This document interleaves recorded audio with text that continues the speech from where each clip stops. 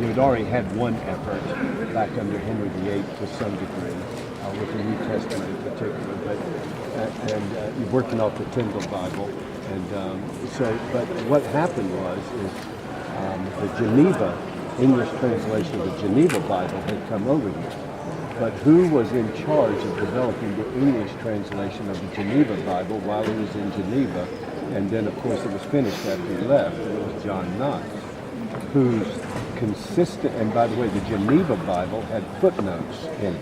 I have a copy if anybody ever wants to see one. It's not original, 1564 Geneva Bible. And it has basically Knox's study notes all throughout it. And in the sections that deal with kings and kingdoms, Knox took great pains to undermine any notion of divine right of kings. Yes, that you honored Christ by obedience to kings, but kings were not there by divine right, but there by consent. And so that shows up in the Geneva Study Bible. Well, King James did not like that.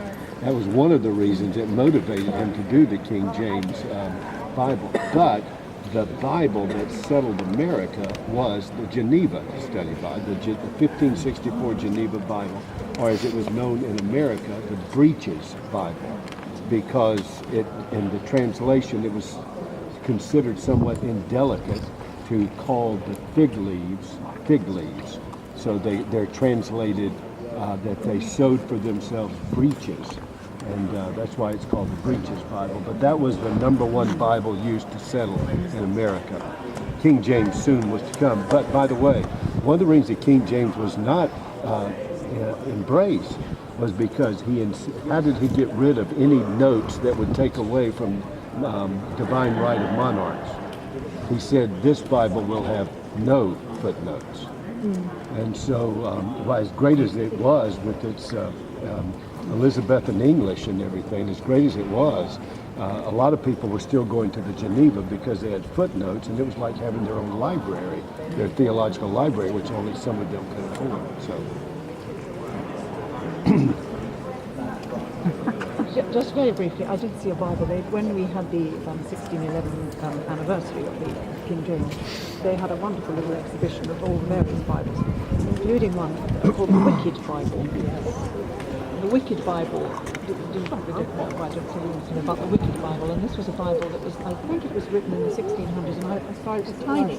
It was for the soldiers, I think, wasn't it? No, it was just like the second edition of the King James. Oh, right.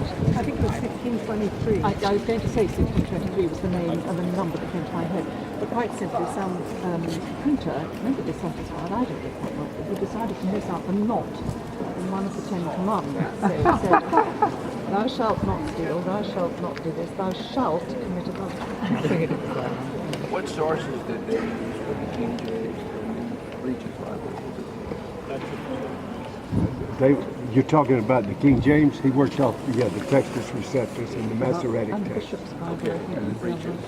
Yeah, see, the earlier translations were working from the Vulgate Latin, but these translations, starting with Tyndale's, went back to the Greek that Erasmus had put together.